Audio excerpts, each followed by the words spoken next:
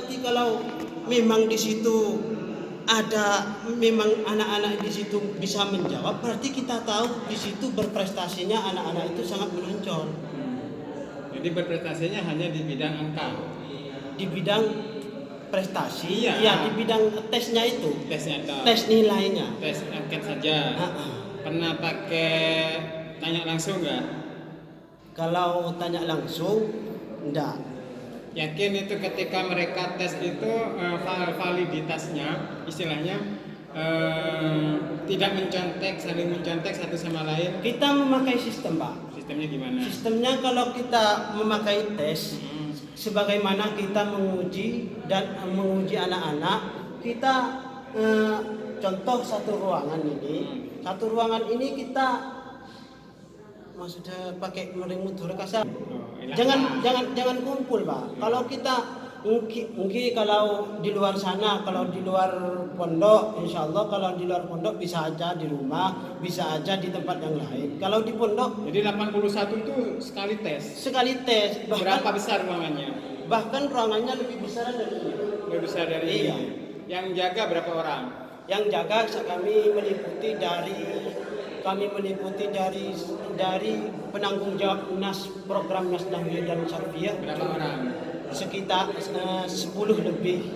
Ada di sini. Iya. Kalau di sini, Pak, kalau saya kan di sini tidak diminta untuk data-data bagian asatid Nas, melainkan data-data asatid Pondok Pesantren Al Mubarak Bulan. Kalau data-data asatid Pondok Pesantren Al Mubarak Bulan ada. Nah, tapi khusus yang bagian nas nggak ada. Ada juga, tapi campuran, Pak. Campur. Saya minta nanti itu dipisah.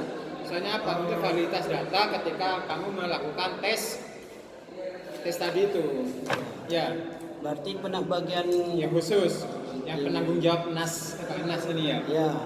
Nah, apa saja yang diteliti di sini? Apakah hanya prestasi bisa menjawab atau prestasi di bidang hal yang lain berkaitan sama usaha? Saya nggak bisa. Ya. Kamu sendiri nggak usah kemana-mana. Kalau dalam prestasinya kami di bidang tanya jawab, karena kami kalau kita di bidang tanya jawab sekitar nahwu dan sorof, kalau dari segi metodenya yang dipakai di sana, ini banyak.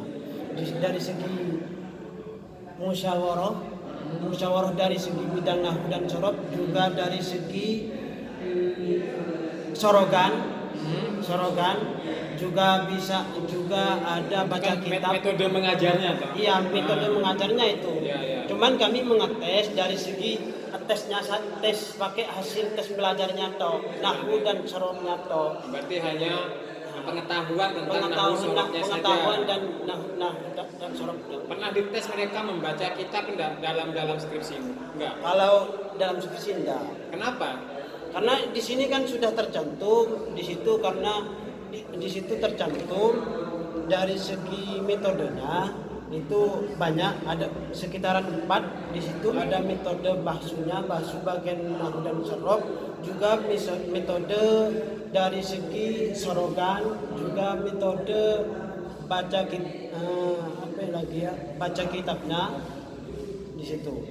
Belajar Nahwiyah Sarafiyah itu metode program. Nahwiyah Sarafiyah metode lagi. 4 metode. Nah, yang paling dari 4 metode itu, yang paling berkenan ke siswa itu metode yang mana? Yang paling tokcer? Tokcer itu hafalannya. Yang hafalannya.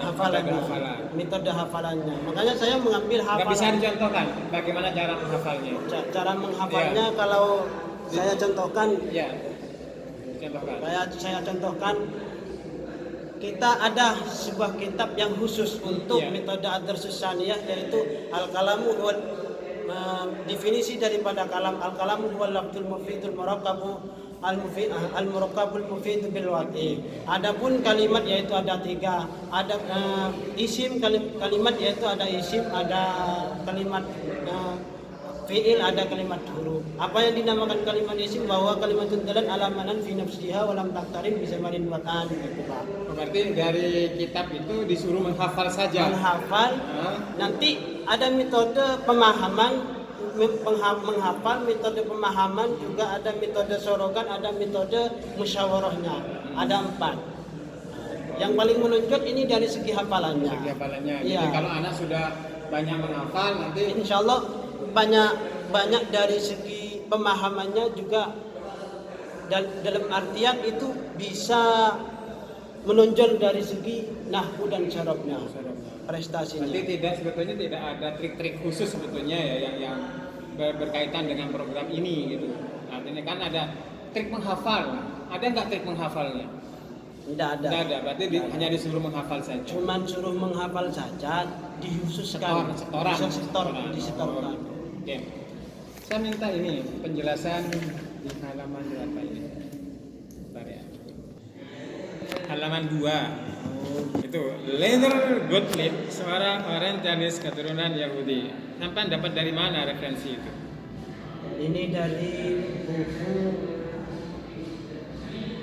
Karena ini enak, maka saya ambil yang ini. Jadi yang dimunculkan bukan Gottliebnya dan serop bagi santri ibtidaiyah di Pondok Pesantren Al-Mubarak.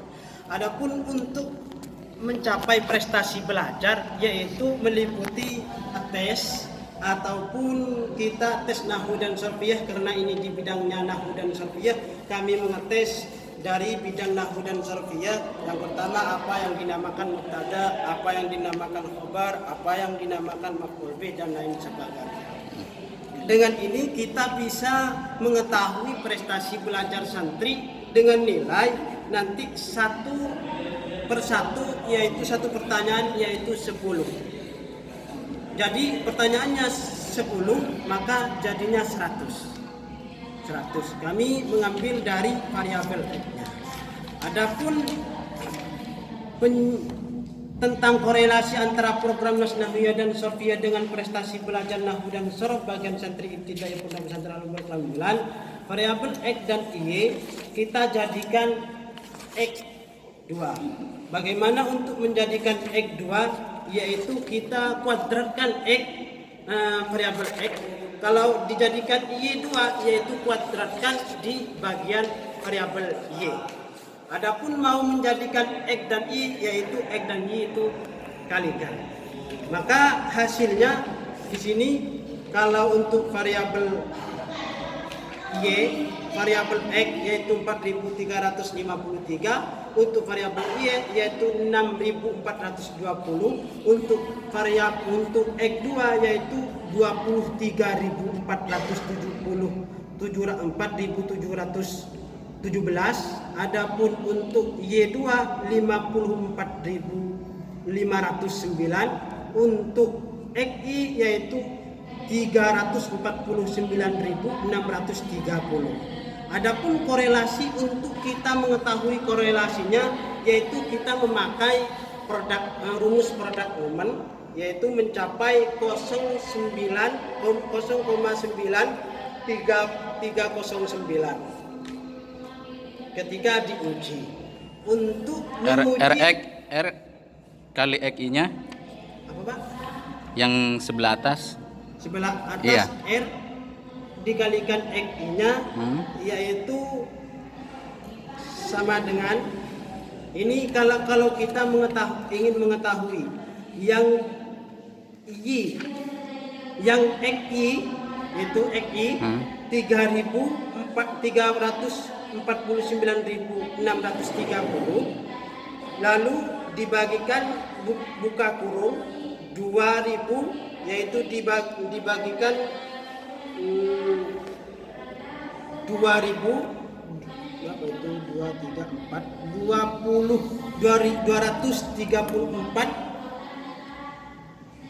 717 dibuka kurung 500, itu Pak, namanya 504, itu 540509 itu Y2.